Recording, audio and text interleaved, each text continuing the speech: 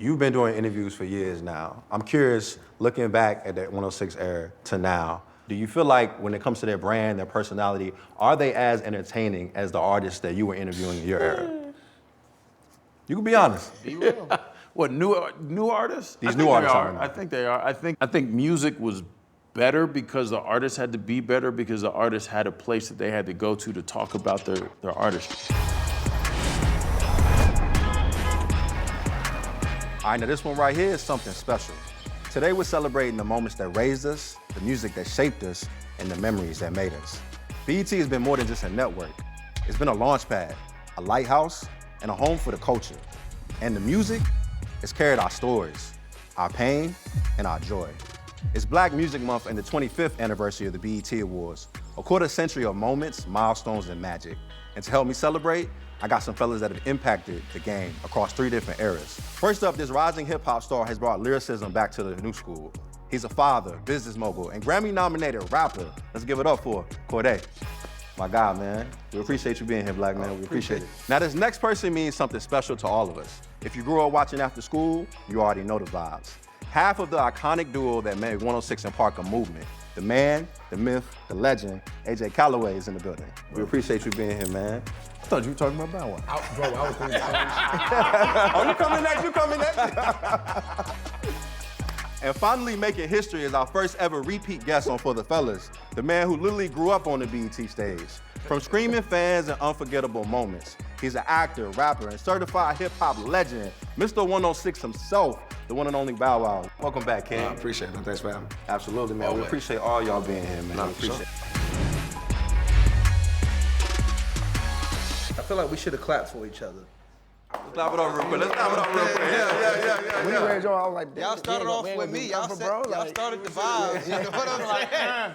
But you know, I ain't want to be the only mother like. Yeah, nah, we ain't doing that right now. 100. Okay. On For the Fellas, we talk about everything, man, but today I want to focus on the music and the memories. But first, man, I gotta just personally thank you for being here. This is a big deal for BET and the network, to have you back here after so many years, to have you back sitting on the couch doing your first interview with BET and Lord knows how long. This is a full moment for everybody. So I speak on behalf of the brand and the network when we say thank you for your contribution and everything that you mean to the culture and what you're doing here. It's a big deal. So let's get a special clap up for AJ, man. We gotta. I thought he was talking about Nah, for sure, man. The last time I did an interview for BET was How I'm Living. Damn. I don't know now. That's He's like, I don't even took know it back. that He took it back. It's okay. It's I'll, We got one of the I'll show YNs you. here. I'll show you on YouTube. Okay. We talking about the memories, man. Obviously, 106 and Park, what that's meant to the culture is everything. So I'll quickly get you guys to chime in on just what 106 has meant to you guys. I mean, for me, a home. You know what I'm saying? A place that that you really could call home. You know what I mean? Especially if you was a young artist.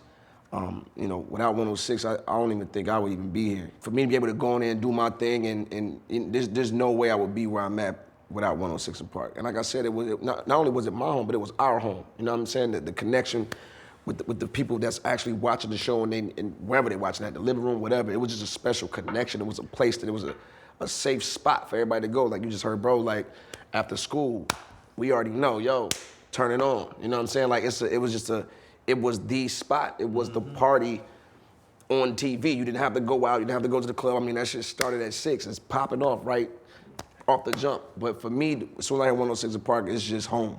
Like, and we don't have nothing like that now where I feel like there's a place, as a safe spot for artists, for people to go. Even safe. for new artists, you know what I'm saying? Like, Yeah. even for new artists, like, and you know this, AJ, like even with the whole Music Matter artists and that, just breaking people, even Freestyle Friday, having cats come on, and then, I incorporated the URL and the Freestyle Friday joint, hook it up with Smack, and it was just the spot to be at. And and you feel it.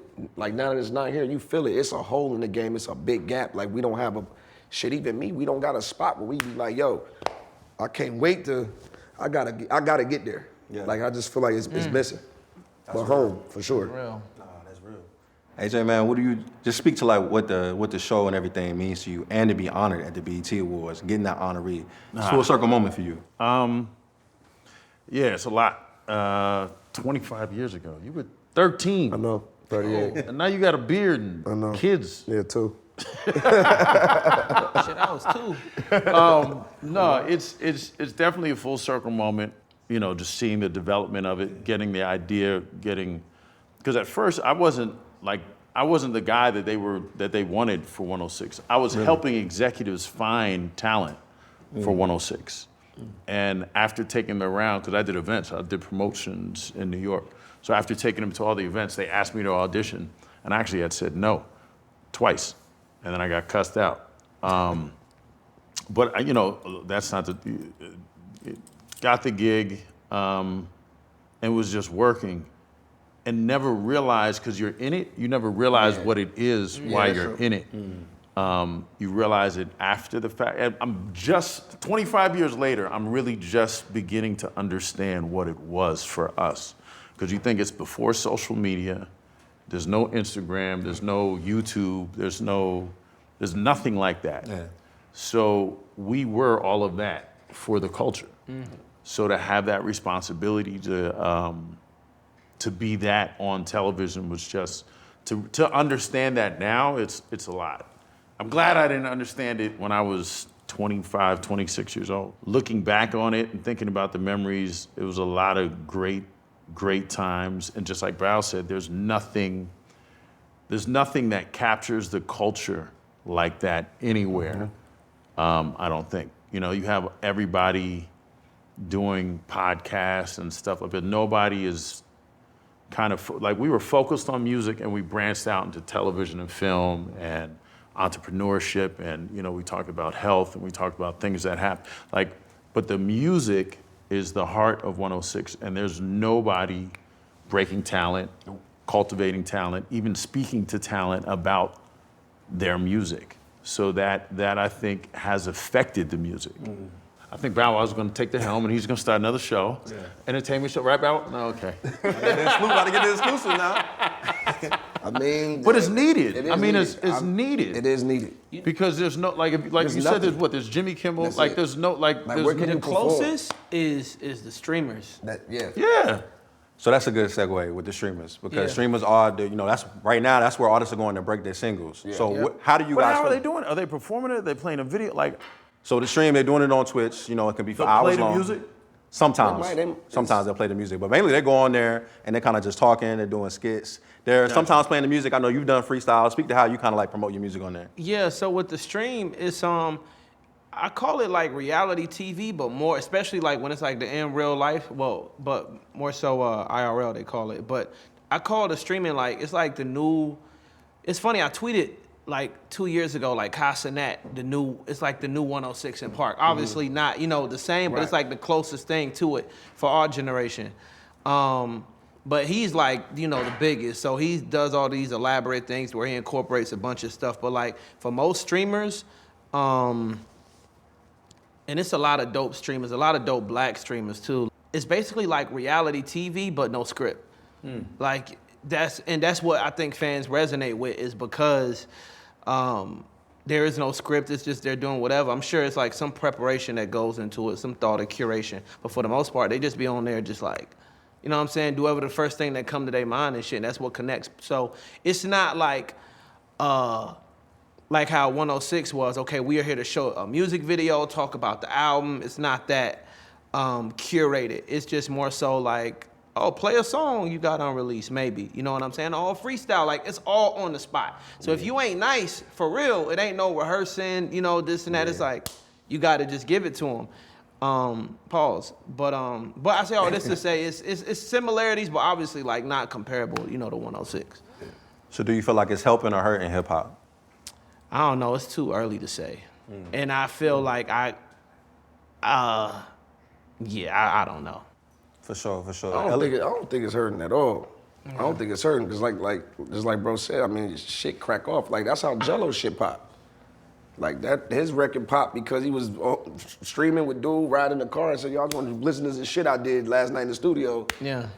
And the shit took it took off after that. So I think if you do it right, and I mean that's with anything, Twitter, or X, Instagram, Snap, like as long as you know what you doing on these platforms, and it definitely can benefit for sure. You can benefit from it, and it's bags in that shit. Like it's bags in streaming too. It's getting black brothers paid, man. Oh, Black I'm trying to brothers tell you. and black women. Who are some streamers that you rocking with right now? I know you've been doing a couple streams. I've only done like I've done 2 streams, but I rock with like I said earlier, B. Lil Zias, Soul Illuminati OG. I've been watching his stuff when he was doing like 2K, you know what I'm saying, on YouTube. So Soul Illuminati, B. Lil Zias, Flight Reacts, obviously like AMP, you know what I'm saying, Phantom, Chris Next Door, Kai, and yeah, that's all I can think of. Like off the Neon's cool too.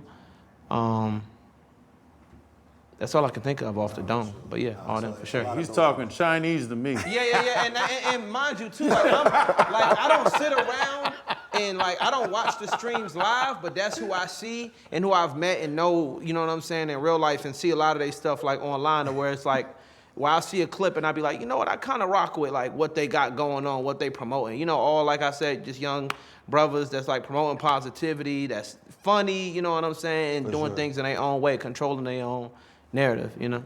The evolution of the game is like, I'm gonna have to watch streamers now. Yeah. Where you watching? I don't watch it live. Yeah. Where do you see YouTube. it? Oh, you see the clips. Yeah, exactly. So I just see the clips, YouTube. Gotcha. Maybe on Yeah. your shorts. You know Yeah, what I'm saying? yeah, So your exactly. shorts on Okay. YouTube, they always record it. Fans be recording. They can just. Yeah, blow it no, up. exactly. Y'all got time. I got 3 kids. I don't. Flying, you travel. That's the time. You know what I'm saying? Yeah. You in a hotel chilling on a business trip. You And just. just go through it. Nah, All right. it's some good content. I'm still, you know what I'm saying, I'm an adult, but you have no choice when that's in Yeah, your, yeah, I'm yeah. in Oh, that that's your algorithm. world. You know Yep. what I'm saying? I'm Yep. in that algorithm, so I'm gonna see it. You know what I'm saying? Of course. For sure. The evolution of the game has changed, right? And, you know, a wise man once said, man, you gotta learn how to adapt. You gotta learn how to adapt with the times. Streaming right now is king. That is how artists are breaking their music. You know, Elliot Wilson once said that streaming is hurting. Who? Elliot Wilson. He once said that streaming is hurting hip-hop journalism. So I'm curious, you know, coming Hurting hip hop journalism. true hip-hop journalism, streamers. What is? Say it again. And it's old. Stop it, bro. I don't fuck with Ellie Wilson like that though. respect. You know, but Nah, a lot of he people just- feel he how just he old. feels. Nah, but he old as fuck. Like, that's the only problem with hip hop, honestly, is like the older cats really be hating It on it. evolves. Exactly, Hip hop but evolves. it's like when I be watching basketball and the OGs be talking, I'm like, bro, it's just a different time. Like, Yeah, for sure. you don't want to look like a hater. Like, you know what I'm saying? Like, that's the only, like, that's how the game evolves. That's how we keep going. That's why I fuck with Snoop so hard, because he always big up the young generation. Like, that's just important. If anything, Elliot, they gonna keep you popping. Like, you know what I'm saying? Like, you can't knock that, because they really controlling shit right now. And it's like, you know, as an OG, we be needing the YNs to keep us afloat. You know what I'm saying? To keep us to know in the now what's going on. You know what I mean? So I don't fuck with nothing they be saying. Dead homies. And I feel like So I'm gonna.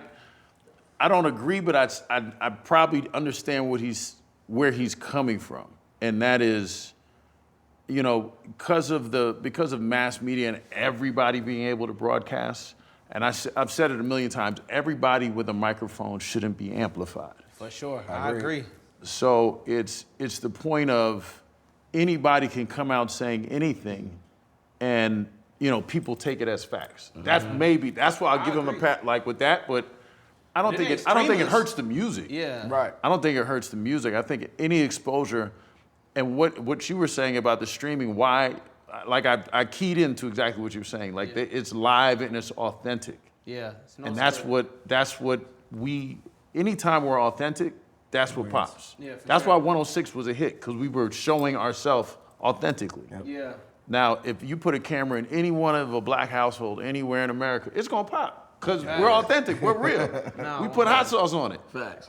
So that's just what it is. Yep. You know what I mean? So Nah, I feel that, and it's dope that you got that perspective. It's like, yo, you can't hate on the young guys. You know what I'm saying? Like, you gotta embrace it. And here's the thing, when your shit, I ain't, like when people say get with the times, when your shit is timeless, you don't gotta get with the times. Now you gotta adapt, you gotta understand, love, appreciate and understand the genius behind the shit. You know, when your shit is timeless, you don't have that pressure of like getting with the times. You know what I'm saying? Like for real. There's a way to integrate both, you know what I'm saying? But yeah, for sure. Nah, for sure. Like, again, you know, the media landscape has changed. The music landscape has changed. You know what I'm saying? When you first started, when y'all first met, you was 13 years old. Yeah. You know what I'm saying? You gotta say it again. You know what I mean? I already feel old. Damn. You know what I'm saying? Now you an OG in the game, but still you look amazing, brother. You look timeless, He's brother. an OG. Am I a grandpa? What the heck? You're an OG. You went from YN to OG. You're OG. Now you a triple OG. No. Overly. You know what I'm saying? Nah. Bow Wow's an OG. Damn. A young That's crazy OG. to say, right? Bow Wow's a Like young OG. Papa then. A young Here come OG. Papa. Young OG. Crazy, man. But you're still in this game so many years later, bro, doing He it. just did an arena tour, Oh, crushed it. you know? Yeah. He ain't gonna say it, I'll say it for him, you know what I'm saying? Nah, for real. You know what I'm saying? Like, that's a big deal, man. Speak to how you've been got the new hit single with Chris Brown, that's going ways, that's about to be a summer anthem. Speak to how you have been able to continue to evolve time after time. Bro, I invested myself in the culture. You know what I mean? You can't be too removed from this shit. Like, you gotta really, you get attest to this too, but when you a rapper, you gotta walk it, live it, breathe it. I mean, this shit is like really every day. It's really like the little stuff though. Like you never, like for me, the scary thing is for me to always, like if I ever feel like I'm detached from the game, I cannot do that. Even if it's me going to the club, seeing what the women is dancing to, on the internet, just seeing what the fuck is going on outside. Like I'm really outside, like for a reason, and that shit really helps. It just resonates to the work. If I'm writing a record, you know what I mean? You know this, like we might say little shit that, you know what I'm saying, or a popping spot, but it's because we there and it resonates to the fans, cause like, oh damn. Authenticity. Yes, like bro be on, what bro know about okay, cause he tapped, like it's just little shit like that. And then also just doubling back on the timeless thing, man. I mean, that shit is important. Anytime I go in the studio, I'm not going in to fuck around or play around. I'm going in to make sure I got some everlasting shit. Like, I want them to play my shit 10, 12 years from now. You know what I mean? Like, if I leave the studio with that feeling, then I'm Gucci. If I don't, then But for me, I always got to make sure I'm involved in the culture. Even when I hosted 106 Park, I ain't put out no music, but I just had to be. I'm invested in the game. I gotta be in the game. You might not see me, but I'm in the game. You know what I'm saying? I cannot be. It's definitely important. Like for me, I gotta be involved in the culture. That's how I've been able to sustain time, and I can come back out with a record with Brown and talk about relevant topics, and like that shit means something because your life is like our art comes from life. You know what I'm saying? So I gotta write about shit that I do. I can't be. I'm coming out the house in some brand jeans that was cracking in '09, like is wearing different shit now. I gotta make sure I'm on point. Like, and my kids, like we got kids, so they gonna tell me like that ain't it. Like, you know what I mean? So I gotta be in the now and I gotta be in the culture for sure. For sure. That shit. How proud is it to look to your left, to see somebody you met, a teenager in 2000, to see him now in 2025, to see everything he's accomplished, where he's become? How proud are you of that, man? It's beyond. He had a great team when he came. Like, Jermaine and then, Snoop, and his mom was always there. Like, he was surrounded by greatness. So, to see where he is right now, it's proof of the tribe that was around him and is still around him. So I don't even think we've seen the best of what's to come from this young man right here. For sure. I appreciate that, bro. No, that's the truth. Appreciate that shit. That's the truth. I appreciate it. I think, he had his peak, and he's going to have multiple peaks to come from here.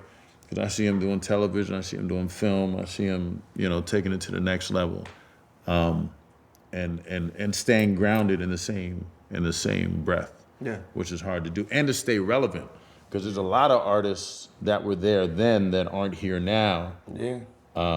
And you talked about Snoop, like the relevancy and having that mentality, being in the studio, creating timeless classics. You're gonna do that, especially with the team. Like, come on, the people that reared you. Yeah. You got no choice. But he's always been focused. Yeah. He was always focused. Even at 13, he was focused. He was trying to spit that free. Y'all was. He was 13. He was 13. You a legend for that. You a legend for that alone, kid. I took free to the Like Mike premiere. Come on now. I was what? Legendary. On my mom, I was like, hey, listen, I'm trying to. It's the 106. Absolutely. It only makes sense. So Nah, he's literally always been super focused. And I think what people take lightly is being a child star isn't easy. A lot of child stars, you see them, they crash out. So to be sitting where you are right now, still on top, this new smash single, still doing what you're doing, still being a positive image for black men and women, bro, that's a big deal. Well, they lucky they didn't have Instagram then. yeah, I mean, yeah. Could you imagine an Instagram where you would? I would have sold 7 million. $7 million? I did 3 and some change. If back in what 02, 03, if I had Twitter and Instagram, It'd have been stupid. 6, 7 million records for sure. First out the gate. If I did 3 with social media, Word? absolutely. It would have been too easy. 6 mil at least, for sure. Yeah, no cap. Okay. You brought up social media, man. Lady London once said that it's no longer money in hip hop for artists. You have to create a brand on social media and make money off your brand. I'm curious to get you guys' take on that and how you feel as fellow artists. It's money in hip hop. Facts. You know what I'm saying? Well, everybody's opinion is shaped on, their perspectives and shaped upon their situation. You know what I'm saying? So I don't want to, Is it the streaming? It is that you were talking unfortunately. about? I can't speak. Okay. With streams. You talking about Because of digital streams, excuse me. I'm gonna because of- dissect the question. This is me again. Sorry. I mean, dissect the question. I mean, the album sales, so streaming and album sales versus streaming. Yeah. Like, you know how much money you were getting in a bag for an album versus that's a difference. distinct difference. But here's the thing, though. It's this misconception that the music industry is money is that album sales are down because streaming you can't how you sold 3 million in a week is because 3 million went to the store and bought got it. it, exactly. You sell 3 million now is because 50 million people streamed it. You know what I'm saying? So with that's why that's different. But as far as money in music and streaming is bigger than it's ever been. There's more money in music now than it's ever been. It's just not distributed correctly. You know what I'm saying to the artists, but the execs. Or if you got ownership in your shit, I was about to say that, yeah. If you on Discord, It's you got your crazy. shit cracking, you can damn near get your money up every month. It hits. I agree. it's more ancillary opportunities too, in hip hop. Like Michael Jackson did a Coca-Cola Super Bowl commercial. You had to be Michael Jackson to get a Coca-Cola Super Bowl commercial. Me as Cordae got a Super Bowl commercial, and I'm not the biggest rapper in the world yet. You know what I'm saying? So I say this to say, big brands and stuff is way more susceptible to hip hop than they was 10 years ago, 15 years ago, 20 years ago. So I say this to say, everybody's opinion and statements is based on their experience. So I don't want to downplay anybody's experience because I can't speak to their experience but just an overall arching hit. Even Tupac was the biggest rapper in the world. To go without saying, legend, goated. My daughter middle name Afeni. You know what I'm saying? That's how much I love Pac. But Pac was doing House of Blues venues. Facts. And he was the biggest rapper in the world. So even the live touring space if Pac was out now, he'd been doing stadiums. You know what I'm saying? So it's definitely money in hip hop, for sure. For sure. I think to her point though, again, because it's reshaped different as far as how it's distributed with the money to artists. I think if you're an independent artist like her that's not signed to a label, you're up and coming, you kind of do got to focus on your social media brand to build that brand awareness to get the Coke deals versus just making money off your album sales. Because if you're independent, you're not getting that big label push. You might not see the same monetary gain as a major label artist. So I think, both It's points. independent, super rich though. Cracking. I was about to say, It is cracking. again, you know what I'm saying? It's a case-by-case basis. But independent is crazy. Got you. I love it. That's it. I love You see people selling their catalog? Was people selling their catalog like that when you was coming up? Nah. For Nah, 9 motherfuckers was fighting to get they shit. People selling but people not even selling master catalogs again 9 figures. People selling publishing catalogs, getting whatever. You know what I'm saying? Whenever you decide, I don't know, we don't even got to talk about it, but you feel me. I don't even got to finish the sentence. That's it. Yeah. That's a fact. He can speak on it better than I can. I'm just, it's my Coming from somebody who was an artist during the album era when people were buying CDs, now streaming, which one do you feel like has been more monetary for you?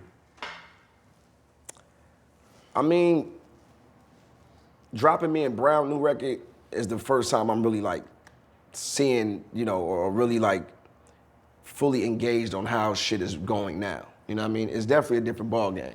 It's definitely a different ball game. But I love it though. Like compared to like being on a label when I was on Sony to now I own my masters and I run every thing. Like I love that shit. I love, you know how many artists can't even call the label and see what the really going on? Like when you indie, that shit is right here. Like there's no, it's here. I can see where the money going. I know what's being spent at radio. Like I'm controlling the shit. I love it because I used my early on in my career, I used me being on the label and learning all that shit. It prepared me for this part where I'm at now. And I remember Snoop telling me, so I know we keep bringing bro up, but I remember he told me when he went independent, which he still is, and he was like, yo, you'll never sign with a major again. And if you do, you're gonna make sure they partner up with you. He said the reason why is because everything that the label gonna do, all the years you done put in, all the relationships you done made, you could call these motherfuckers yourself. That's all they doing. You can get your own people. You know Big Boy, you know all these motherfuckers. You know them yourself on the text. Hit them, let them know you wanna pull up. It's done. That's it. I'm like, oh shit, like, exactly. But I love the fact, I just like to be in control. We work so hard as artists, you know what I'm saying? I think that's the big thing I love now compared to early on in my career is the fact that we can own our shit. You know what I'm saying? Like we the ones that's really putting the pen to the paper. You know what I'm saying? We the ones that's going in here on tour to be able to own your tours, own your masters. Like this is shit that artists been fighting for forever. Like, and could not get. Like it was even hard for, I mean, You even- died over it. Yes, like everybody wanted their masters. Like I want to own, like how the fuck, I'm in the studio putting in all this work, but I don't own it. Like to me, it just don't feel right. And now we at a time now where we can really take control and take back our shit and it feels good. I love where we at right now. I love it. I love the hustle. And I'm a go-getter. I like to go out and get it. For sure. You know what I mean? I love where we at. So educate me because you say ownership, which I rock with and I agree with. But a lot of people would say when you see artists, you see some of our icons, they're selling their catalogs. You brought that up, they're selling the catalogs. Just speak to what's the mindset with that? Okay, now that's different. Because these motherfuckers getting basketball, MLB type numbers sent to them, like selling them shit for, they come to me for 300. They can have the whole house, they can have every fucking thing, they can take it.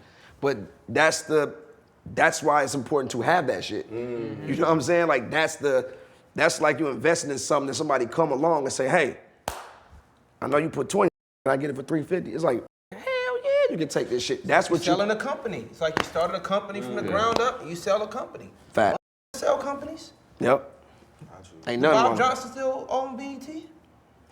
You know, like for real, he sold it. What'd he do? He sold it. Yeah. To Viacom. Yep. You know what I'm saying? Nah. Agreed. So it's like your music, your company. You started it from the ground up, built it to where it's worth something. Selling the catalog. Absolutely. Ain't nothing. Yeah, hell yeah. They come at you for your shit for 200. You selling it? It's gone. I'm trying to tell you. He said it's gone. It's gone. That shit is out of here. They can have it. I respect the honesty because I feel like, you know, regular people when we're watching the artists like, why would you sell? Why would you sell? Your catalog worth way more Would than you that. rather own 100% of a grape or 30% of a watermelon? I like the way you put that. And I'm all for independent and owning your own shit, but now, you know, this might not be, because we in the stages, I feel like, I don't want to be the spokesperson for black people in America.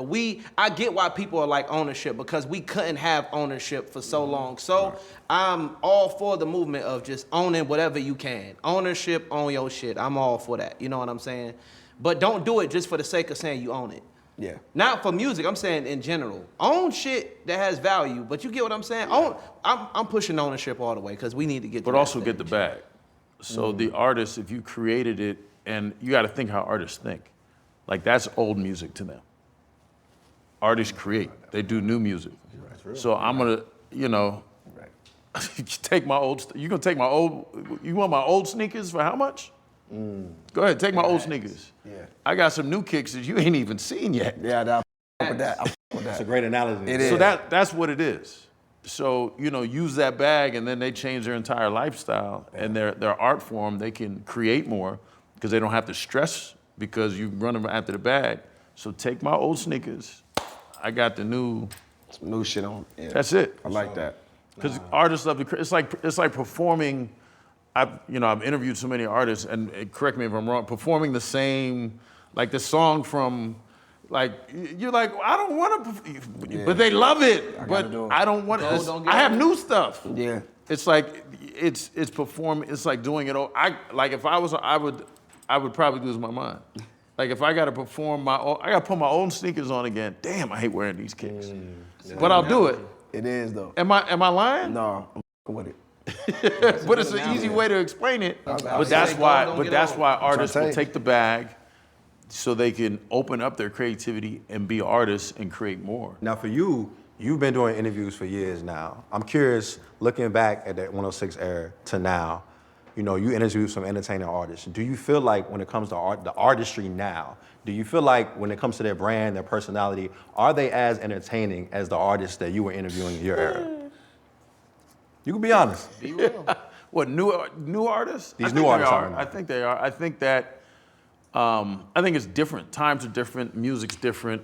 I think music was better because the artists had to be better because the artists had a place that they had to go to talk about their artistry.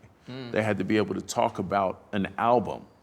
So you couldn't, and I think labels were more cognizant of the stuff that they put out because they knew that artist was gonna come to a place where they had to talk about something for, 2 or 3 segments.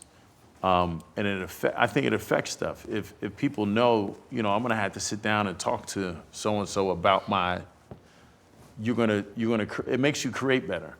I think iron sharpens iron. So if you have a venue or if you have something where an artist can actually speak about their craft, they're going to become better artists. And they watch like the one thing about 106, which was what I think was dope that I never realized until way after the fact, artists watched that show. Like other artists watched other artists to see what was, because there was no other way to find out what everybody was up to. Right. Yeah. Like there was no social media, it was none of that. You would really have to dissect where we are and why they put the music they put out because they want us to be a certain way. Like there was this infamous meeting in Los Angeles where gangster rap was birthed out of that meeting because they wanted us to be a certain way towards one another. Like there was a time where hip hop was all positive and black medallions and no gold, and we were changing how we acted in the streets. And that's when they put out gangster rap that stopped all of that. And it transformed all of that. And even the crack era transformed all of that because it went from we to I. Like hip hop was all about we and the people and the party and to I got this. It changed. And that changes the culture. It changes us. It changes how we operate. So I just want us to be cognizant and understand that, and I'm just going a little deep, but Preaching. Music infects you. It affects and infects you. So what you listen to, you become. Yeah. The power of the word and the power of what you internalize becomes your reality. That's right. So if you say, I want to, if I'm ready to die, you're most likely going to die. If you say, I'm ready to live, I'm ready to grow, I'm ready to this, it changes everything. And if you internalize it, it's if you take away the beat, what are they saying? That's where I am. Like, I'm all about having fun. I threw it, I know how to throw a party. Yeah. But there's times for that, and then there's times for, what you're internalizing becomes the reality. So I think we need to, and I think it's happening a little bit, but we need to take a hold, especially now because we can control it. We don't have to run to the label as much anymore. So you could be an artist true to yourself and true to your people and true to what you want to say. And I think once we start really doing that, it's going to change the game again, and that's where it's heading. No, that's real. As an artist in this new era coming up, what's your reaction to that? I mean, it's a lot to digest. Like real shit. He was spitting. He went down. Yeah, no, but I mean, it's the truth. It makes a lot of sense. Now I'm grateful because artists, we do have more power, you know what I'm saying, in creativity because it's like the barrier of entry was greater. And that's why a lot of people might think artists back in the day was better. And you could argue that, you know what I'm saying? Like, for real. I was just telling Bow, gold don't get old, you know what I'm saying? So, like with Motown, they probably, like even the Silvers, they were amazing, but I'm not sure if they was signed to Motown or not, but like, it was the Jacksons going on at the same time. So the Silvers shit ain't really cut through at the level like if they came out today, you know what I'm saying? So, long story short, sorry if I'm going on a tangent. That's all good. Take your time. I mean, there's not one answer to say what he said. You know what I'm saying? Because he just gave us a whole ass like classroom on this shit for real. And I say that as a compliment, like real shit. That's the clip right there. You know what I mean? Nah, real shit. And I say that like thankfully. But I'm just trying to choose my words carefully, or just think about. I'm trying to do that now, like thinking about what I say before I say it. Ain't nothing wrong with it. As simple as that sounds, it's something you gotta practice. But yeah, I mean, it's different, like I said, because it was more of a barrier of entry then. Now, some kid in his desktop computer can just make a song and blow up today, you know? And so there's a lot more artists now, you know what I'm saying? There's like 1,000 artists that signed to a major label that drop every Friday, you know what I'm saying? Versus then it probably was like 200, you know what I'm saying? I don't know the actual numbers, I'm just pulling these off the dome. But so we have more, you know, the positive side is, you know, as artists, we got more control. There's nobody telling us like, oh, you should do this. Obviously, there's creative directors, etc. But we have a lot more control now as artists versus then it might have been a little bit more like artist development. Mm-hmm. And in the midst of that artist development, and y'all can speak to it more than I can, you know what I'm saying? I don't want to over talk too, because when you got a myriad of knowledge like these two fellas have, you know what I'm saying? Not to call y'all old, but that's you, bro. You know what I'm saying? Papa and OG. Nah, I'm just saying. It's a myriad of knowledge over here, so I'm, you know, also like recognizing my place as like young boy, so I don't want to overspeak, you know? Nah. I think it's You got a beard, you ain't young. Yeah. What's y'all? You said I got a what? You got a beard. Oh, hey, thank you. That's the first time somebody called it that. Nah, we need that young perspective, man. Bow, how do you feel about the artist development from the era when you coming up to now? Was there artist development? Oh, most definitely. No pun intended. They definitely. I went through it. Shit. It was. I'm glad that I came up in that era because, to me, I just feel like you had to be one of them motherfuckers in that era. Facts. Like the competition level was just through the roof, and you had to be prepared. You know what I mean? Like a lot of these cats now in the game always say that. Like I see a lot of talented cats, but the reason why they don't last long, they didn't get the proper knowledge. You know what I'm saying? They do their first interview, they too high, you know, or they don't know how to answer questions. And then the shit is short-lived because how they supposed to know if they never been taught. You know what I'm saying? When you answer this question, repeat the question when you answer it. Like all the little shit, you gotta make sure they show us how to. They ask you one of them sticky ass questions, we're gonna teach you how to get up out that shit. Mm-hmm. So, you know, you can tell them the media training and went through the ropes is definitely important, and that's why you see the Beyonce still going. You see the from 99, 2000, still here cooking. And don't get old. And still like competing with the new generation. You know what I'm saying? So it's definitely important, man. Like, you know, I've seen so many cats.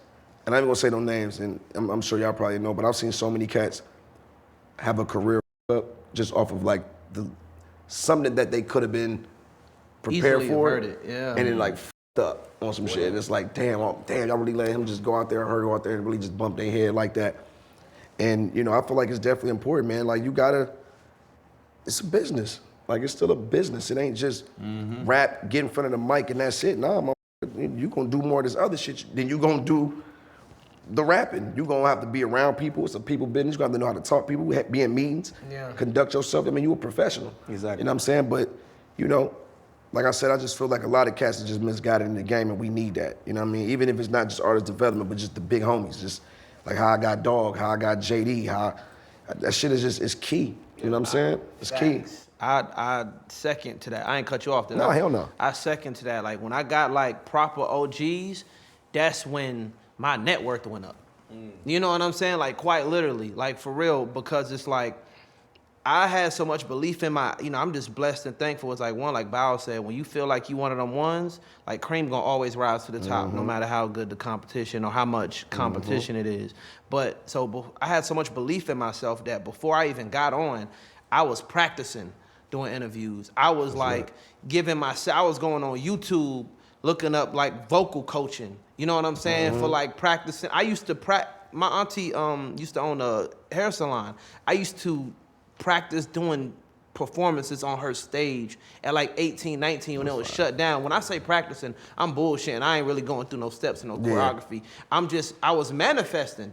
I'm on the stage, jumping up, picturing a sea of motherfuckers, there's nobody in there, and I'm performing, and I was unknowingly manifesting, creating my reality and transmuting that into, you know what I'm saying, a thing that happened and is going on.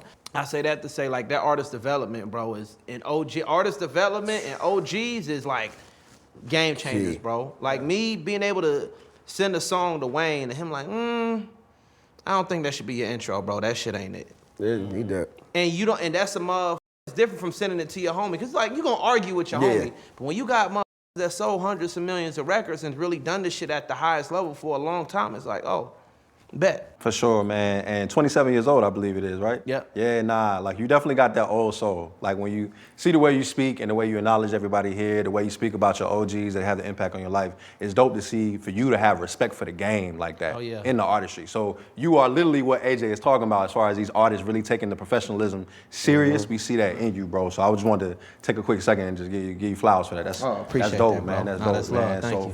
For sure. Let's talk about life off stage, man, where the cameras don't always go. So for you again, man, being at 106 at that time, you were one of the few black men on television that was on national television doing what you were doing. Just speak about the pressure you felt mentally, being in this high position, being one of the few. Speak about some of that mental pressure that you felt on day to day. I honestly didn't pay attention to it. I literally, Really? I was just so, for me, I was working so hard. Yeah. Like it was nonstop. And then I started moonlighting at my other job while I was at my other job. So I was like doing two jobs at the same time. So I was working for Extra and BET at the same time. And I had no life. Like it was work. It was like interview. And it never, like, I guess the pressure of it or understanding it, I never thought about it until probably like after the fact. Years later when people would come up to me and tell me stories or tell me, I'm in journalism because of you. I went to Howard because of you. I had multiple like men tell me I'm alive because of 106. I was inside the house like when my block got shot up. And that's dope. Damn. It's crazy. Honestly, like it's like real, but stories like that make me think about it, but I didn't think about it then. When people say 106 literally raised me, 106, they'd come home and that was their babysitter. There was latchkey kids like, you know what I mean? I'm talking about like 6, 7-year-olds. They were at home watching 106 in Park. Yeah. So yeah. How was that? You were like, I was one of them. Yeah, for real. I'm part of the case study. No, but honest, like I think that having, knowing somebody older now affects me more so than when you're in it. When you're doing it, you don't really, like I said, you don't appreciate it, you don't understand it. You're just doing the work.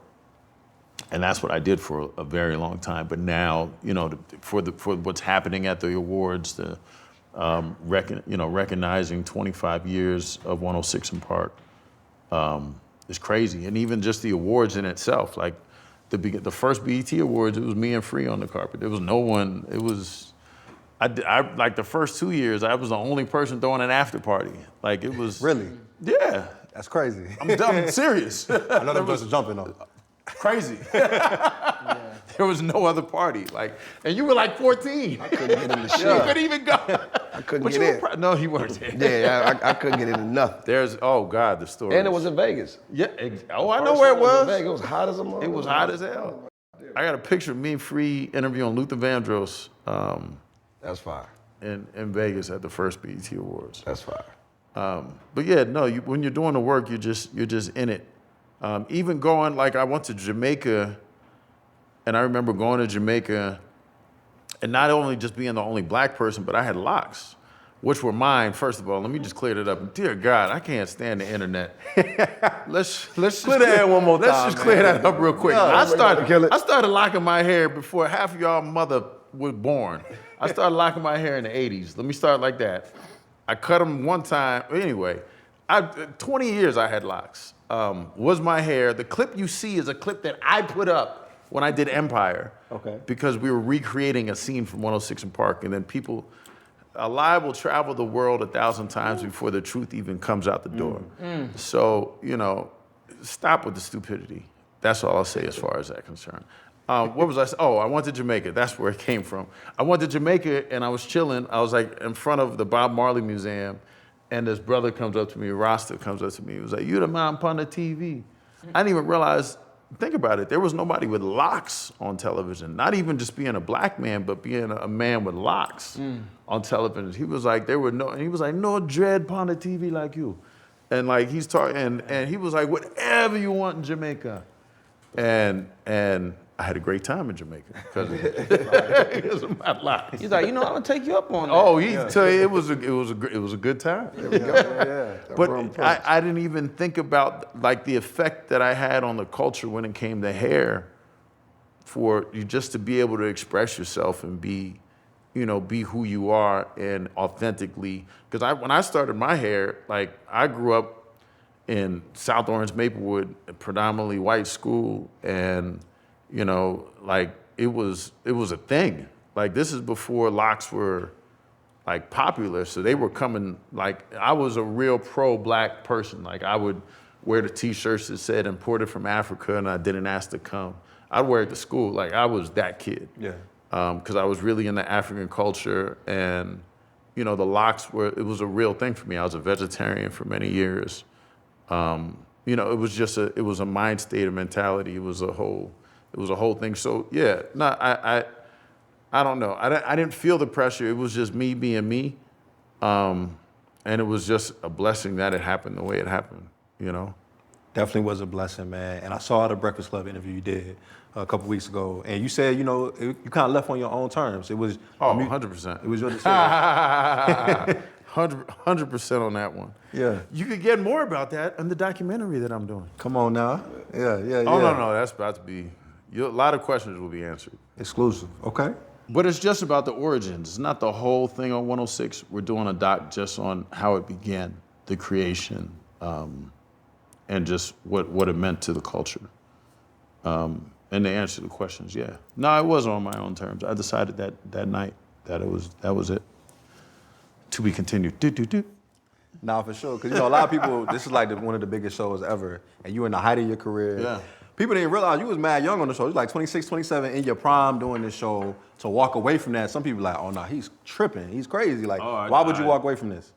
Because I was working with Extra at the time, and it opened up a whole slew of other opportunities. It's like I could sit with everybody here, but then, I'm at the premiere for, interviewing Oprah. Like it was just different. It was a different level. And then for me at that point, like I was, like triggering into real manhood, and I was thinking about the stuff that I was talking about earlier when it came to music and the likes, and it was like, what am I doing to the community? Because there's a 5-year-old or a 6-year-old there watching alone with nobody explaining stuff to them or helping them through. So why you look at me? Because you were 5 or 6, you said. Yeah, for real. Yeah, no, like literally. like, not being funny, yeah. No, but that was, honestly, like the real answer I answered way back then. Because I was sitting with my niece and I had to change it because I was watching the show with my niece. And I was like, I don't want my niece watching this. Yeah. And it just made me really think. It's like, I watch, what's the Godfather of Harlem? I love watching Godfather. That's my new show. Yeah. So it's like, Bumpy realizing, like, putting heroin into the streets. Like, what are you doing in the community? Malcolm was like, stop putting the heroin in the streets. Like, what was my contribution to our culture? And you know, how is it affecting globally our people? And it was just a time for me to step back and do something different. No shade on the show. Like, I love and respect and honor everything that we did. You know, for me, I just culturally always want us to be our best. I just want us to exemplify what we are. Yeah. And I think we're stepping towards that, especially with all the whitewashness that's going on in America and how they're trying to take away our history and teach our children where we came from. Like, I want us to go, like, we're royalty. Yeah. Period. Like, we need to act that way. We need to treat that way. Our music needs to be like that. Our artistry needs to be like that. We need to show ourselves in that way. And I think once we start really doing that, it's gonna flip. I said too much. I'm gonna shut up now. I'm excited about the documentary now, though. You done sold me. The doc is fire. Yeah. The doc is fire. So, When can we expect that coming out? It's a good question. I don't know. Scott, where are you? No, I'm playing.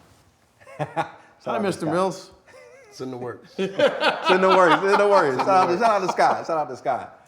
So, no, I love that answer, man. And, you know, like, you definitely, again, you set a great example for the community, man. So I think we all can't thank you enough for everything you did with the show, man.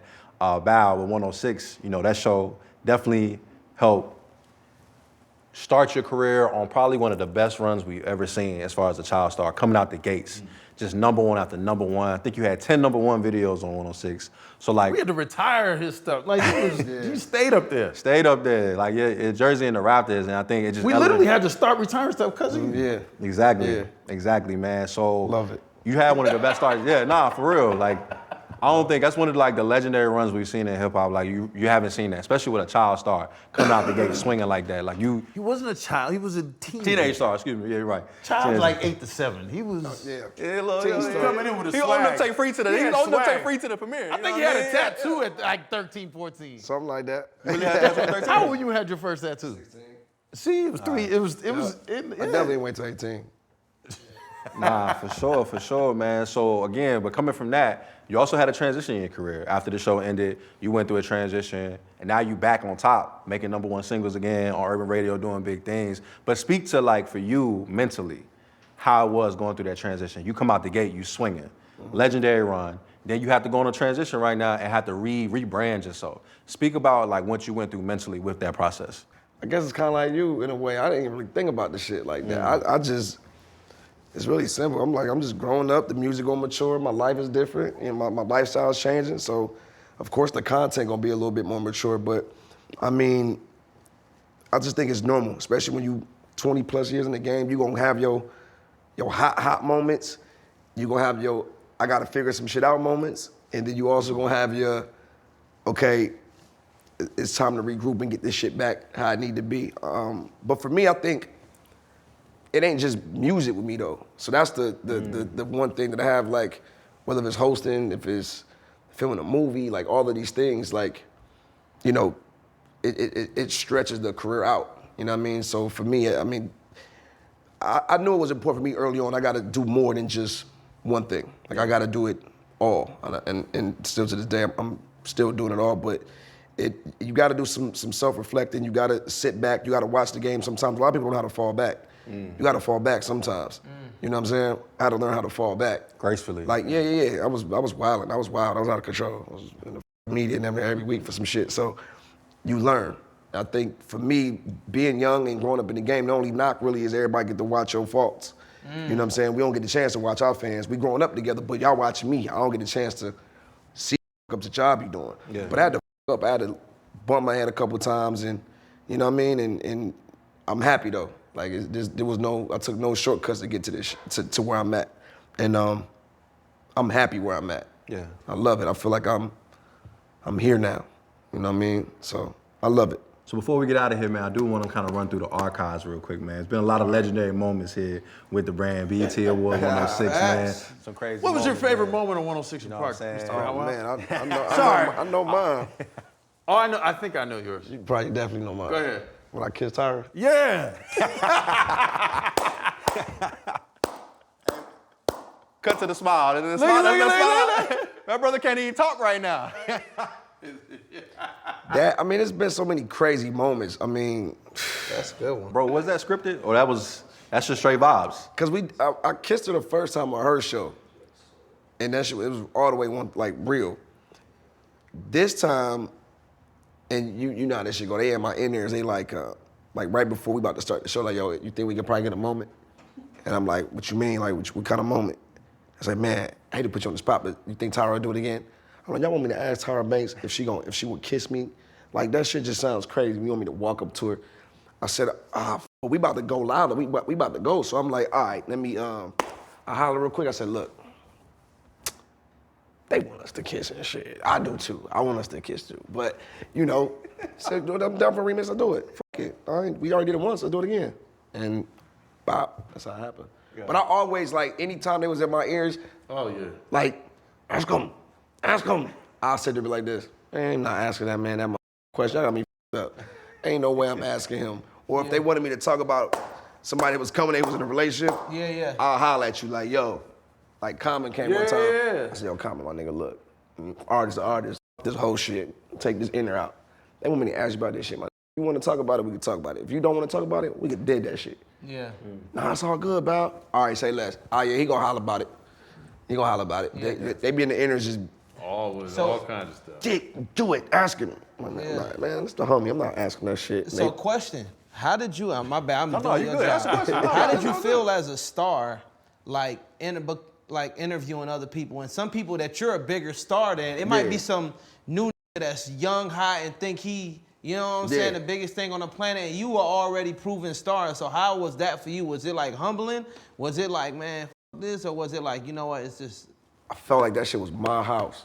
yeah. If I'm Mr. 106, I feel like I'm opening up the door. Like, you wouldn't even be here if it wasn't for me. Man, it's just like, I'm at the crib. Like, that's how I treated it. Like, anybody, Michelle Obama come, man, welcome to the crib. It's the crib. Yeah. But I had to also make sure I owned that. So that Mr. 106, like that, I had to really make it that way to where I wouldn't even feel that. Like, I wouldn't even feel that way. Like, you know what I'm saying? Like, yeah, I don't know, I just made it like the crib. There's been times where I hosted the show with like no shoes on and did like a whole shot in my socks. Like I just made it, like I made it mine, like it was just the crib. But I had no problem interviewing people though. I loved it because we so used to getting interviewed that I want every spectrum of the game. Yeah. Like I want to, okay, so this is how I prepare. We were talking upstairs. I'm like, okay, going to the 8th floor, you get to see how certain things go, and we in creative meetings and all type of shit. Like I like that. I used to go to 106 Park as the artist, be in my dressing room and then leave. Now I get to See how the sausage made. see how this shit really go. Now I can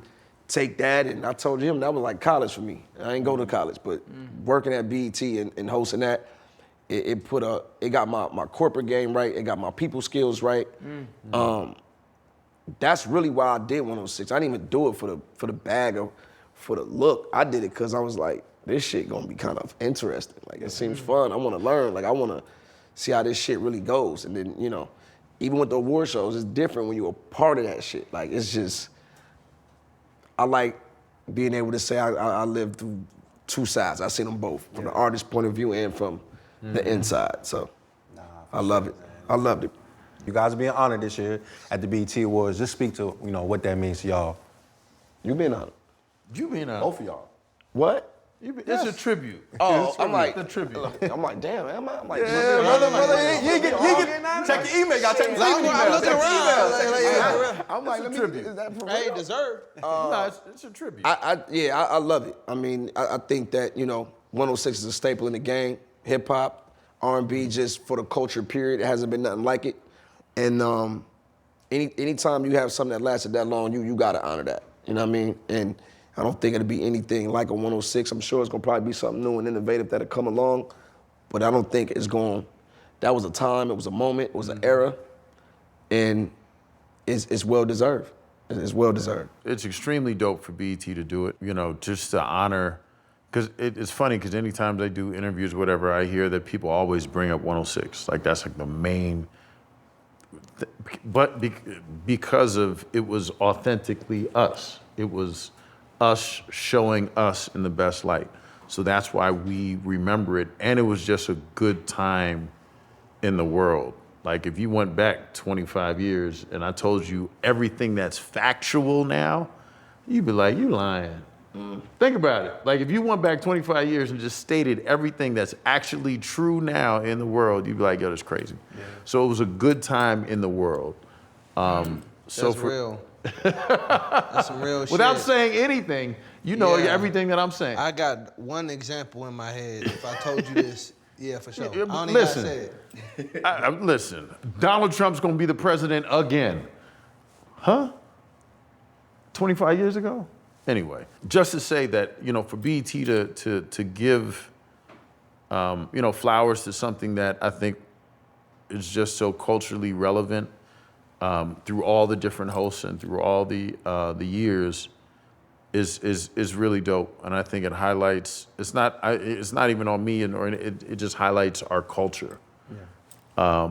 And I think it's giving shine to the culture. So I respect BET for doing that. Yeah, I think it's gonna be a great moment. Absolutely, absolutely. Speak to the BET Awards, just the impact it's had growing up watching over the years. I mean, it was everything. And then for me to be able to perform there, shout out to her, being able to, cause I did Hip Hop Awards, but my first time doing the Big Shot Awards, you know what I'm saying? Her hit me up and I performed with her. We did this super dope moment.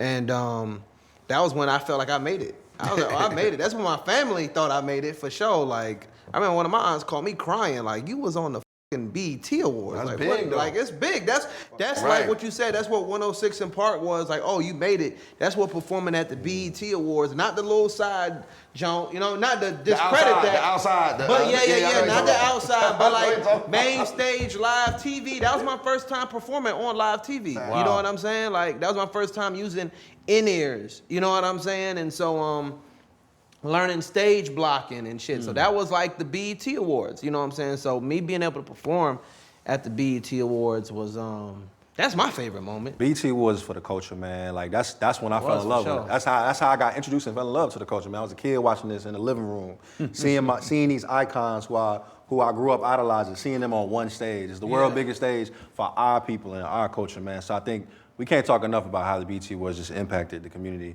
just like 106. So I think to have the best of both worlds and getting you guys honored as 106 and BET Awards for the 25th anniversary, that is true Black history. You know what I'm saying? That's going to be a moment for us. I know a lot of fans can't wait. And I know a lot of fans can't wait to see you guys again, because for what you guys are bringing to the table and done over the years, I think it may never be done again. So I think, you know, for us, it's acknowledging that and appreciating that while you guys are still here, looking amazing, thriving. No, you're 50, brother, but you look about 35. You know what I mean? Like, you're keeping it young. You 50? I don't know who 50. 50 Cent here? You keeping it young, brother. You keeping it young. You know what I'm saying? Look the same. Nah, for real. But again, like, you know, it just means a lot. And BET celebrating 45 years of the network and then 25 years. It's crazy. Exactly. I definitely feel like this award show gonna be the biggest one that we've had probably in a long time. Absolutely. Yeah. For sure. But again, BET Awards means everything for the culture, but you guys do as well. Cordae, to see you at 27 to do what you're doing, bro, to reach the heights you have reached so young in your career and the way you carry yourself.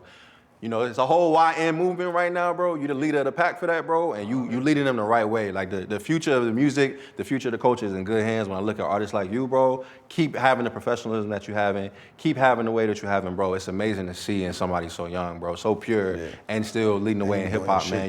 You represent the game the right way, man. Bow everything you've meant to the culture, bro, and what you did with BET 106 and just your hip-hop career. And then to now be back with another smash hit, bro, it's just a true testament to your character and your legendary status on the game, bro. Keep being the legend that you are. Keep leading your community, bro. It's amazing to see. For real. Yeah. Absolutely, man. You already know. Saw you at that Howard game like 2.5 years ago. I was like the social media producer running around on the phone. Got him to get on the mic. He's like, man, I ain't picked up this BET mic in a minute, but I'm gonna do it for you. You know what I'm saying? Picked it up. He was like, yo, get this kid a raise. You know, it looks like, you know, got a little raise. Got a raise. See what Hey, thank you, black man. I appreciate it, brother. You know what I'm saying? Hey, look. Impact the lives, change the lives. Hey, you know what I mean? You done change. You did do something no one has been able to do before. Well, literally sidelines gave a BT. I was like, oh, come on. All right, come on, let's go. Let's go. Let's do it. Nah, man. So to be here, full circle moment, years later, to be sitting down with you, bro, doing your first interview on the network in a long time, that means a lot, man. So thank you In for a everything. very long time. Absolutely, man. I speak The for every- last one. No, I'm joking. And we out. sure, man. Nah, for sure, man. This is why we have platforms like For the Fellas, man, to show black men in a positive light, having positive conversations that enlighten the community, man. I think we accomplished that today. Thank you for doing that. Thank because you. that's a testament to what you're doing and where you're moving the culture, and having authentic conversations with black men is needed. That means a lot, man. I received that. I really appreciate that. Thank you guys enough come on, for man. being here, man. All For the sure, time. for sure. For anybody watching that we swinging with you, here For the Fellas is a constant battle, but we're gonna continue to have conversations that invoke change and invoke motivation. And to all the artists that are out here creating, please continue to create. Your voices are needed. Your artistry is needed. Here at BT, we welcome that, and we look forward to seeing the new rising stars in the game.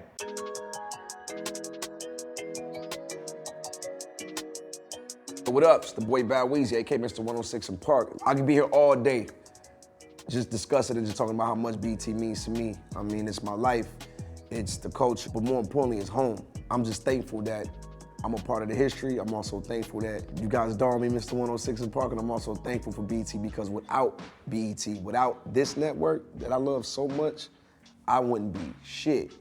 And that's just what it is, and that's the God's honest truth. So for myself, the BT and what it means to me, it means everything. Without BT would be no Bow Weezy.